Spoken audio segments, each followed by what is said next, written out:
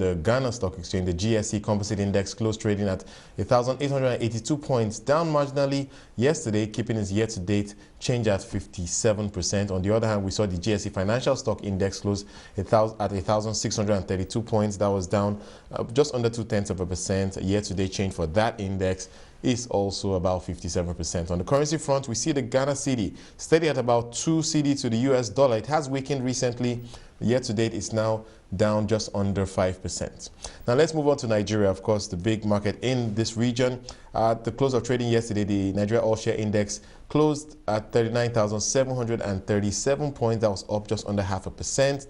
The major gainer was IPWA, followed by Royal Exchange, Livestock Feeds, Union Bank, and Champion Breweries. Meanwhile, AG Leventis lost 6%, and the other losers on the market included Mansard Insurance, Stanbic IBTC, UBA Capital, and Japoil Oil. And in the fixed income space, yields in the market continue to rise amid a sell-off by foreign and local investors and ahead of the June government bond auction this Wednesday. To review the developments in the fixed income market, I'm joined in the studio by Tina Mbago. She's an investment manager at Stanbic IBTC Asset Management.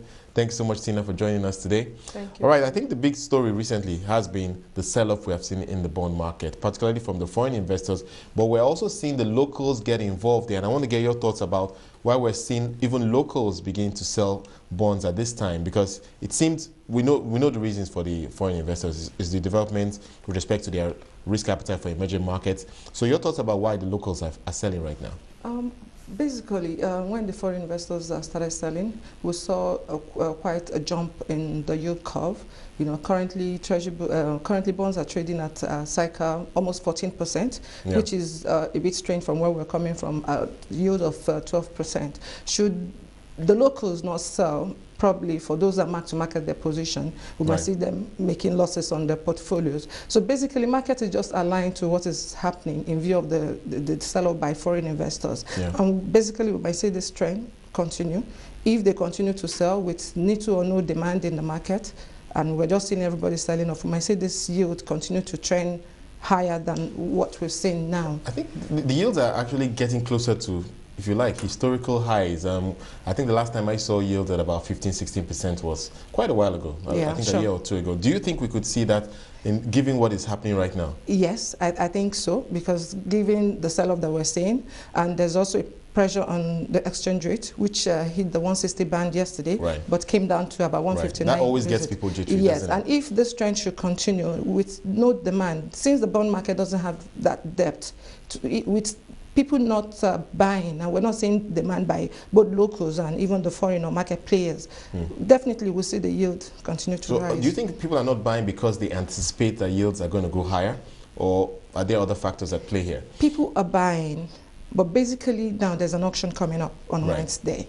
So people anticipate that the auction will close higher than current market yield. So basically what the market players are doing is just to wait and watch in view of what is currently happening. So the auction might be heavily oversubscribed by locals because we don't expect much of the foreign players, you know, but if they choose to play, but maybe neither of the foreign players and much of the locals buying into the bond auction. And the auction, we have the 20 and the we have the 20-year on offer, and we also have the 2017 on offer. You know, basically, I think the locals might just send in their bids to try and test the market. So the auction might just be heavily oversubscribed by locals, and we expect this trend to continue. All right, let's focus a bit on that auction, because it's significant in the context of what the DMO used to do, the Debt Management Office, before now. Typically, they would sell well over 100 billion naira in bonds, but this time around, they're selling just 80 billion. A lot of people have alluded to the fact that they may have to slow down given the budget, the budget for the deficit, and of course, which is the reason why they're issuing bonds. So 80 billion naira this time around, much lower than what we're used to seeing. What impact is this likely to have in terms of how that auction is going to play out? Definitely, because we don't expect the foreign players. You know, the local players are all waiting for this auction, which I feel will be heavily oversubscribed, just basically by the locals in view of the current 40% that we're seeing in the market. You know, so I basically believe that with this trend, it's just small, 85 billion, 25 each of the short duration bonds, and 35 of the 20-year bond. You know, most players will just want to key into this opportunity and buy into When the do you think auction. we'll see more of the subscription, the long end or the short end, given the yield dynamics we're seeing now these Basically, days? there've not been increased activity at the long end of the curve, which is the 2030. We might see Right. some PFAs buying into this, taking into consideration the current yield pickup. You know, Right. so we might just basically see So it's an opportunity. They want opportunity, to lock yes, to lock at in higher at rates higher yield. for longer tenor instruments. Exactly. Okay. All right. Exactly. We'll see how that plays out. Clearly, very significant development there. But let's move on to the T-bill market. Now we're seeing there as well, yields are moving up. And in the shorter end of the curve, your expectations, how do you think things are likely to play out? Yield have moved across all maturities. True.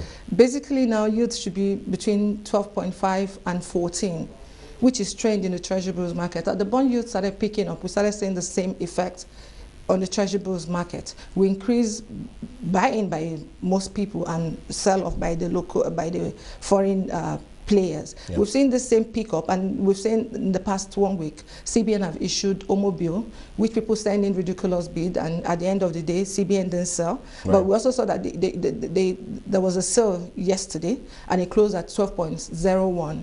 The market appetite now is for in quotes, the yield pickup that we're seeing now. Yeah. So we'll continue to see this increased activity in both markets, with market players using this opportunity to buy in and catch in whatever yield pickup that they can at this levels. So there seems to be increased activity in the treasury bills market alongside the bond market. So, of course, from time to time, we see those Auctions. yields high, of course, auction at higher yields. As a portfolio investor, do you also invest in the OMO bills? I'm just curious to Yes, get a we sense of do. that. We do. We Right. do. We play in the It's market all just a like yield play. Exactly. So whoever gives you the, Yes, the yes, best returns. exactly. All right. But let's talk a bit about the mutual funds industry. Hopefully, we'll be talking a bit more about that later on today on Power Lunch. But I want to get your thoughts on the role that mutual funds can play, given the volatility that we're seeing right now for investors that are looking to get exposure to Nigeria's fixed income instruments. I think this is the best time for anyone to invest in the mutual funds. The equity market is doing very well. The fixed income market is not doing badly too. Like the Stanbic IBTC Money Market Fund is currently at a yield, effective yield of about 10.8, which is very good for retail investors. Ordinarily, they wouldn't have gotten a rate close to that should they do direct investment. So mutual funds is really good at this point, because coupled with the fund managers' expertise and ability to catch in on opportunities when they arise, I think this is the best time for anyone to invest in the mutual funds. Well, I'm just curious how the mutual funds in the fixed income space differs from what we have in the equity space, because in the equity space, what it does is that you get that instant diversification, and it smoothens out the return smoothens out a little bit. It's not as volatile. Is that typically how it works for fixed income as well? Because yes. You just talked about the yield play here. Yeah, for the 10%. bond fund, but for mutual funds that are being marked to market, Right. you feel the impact of the yield pickup or whatever is happening in the markets right away. But for the money market fund, which invests in 100% money market securities, the fund manager has the opportunity of having to invest in securities that give attractive yield pickup. By doing this, whatever yield that you're seeing, the fund manager is able to manage it such that when opportunity arises, like what we're seeing right now, the fund manager will be able to catch in. And currently, the yield, the 10.75% yield I'm quoting is the historical yield on the fund. For money market funds, you always quote historical. Right. So it's just the historical yield that's currently at that level, and which you expect to do better given what is happening in the market. We expect the fund managers to catch in and invest. But clearly, in at those levels, historical or even present, they're certainly attractive. We'll see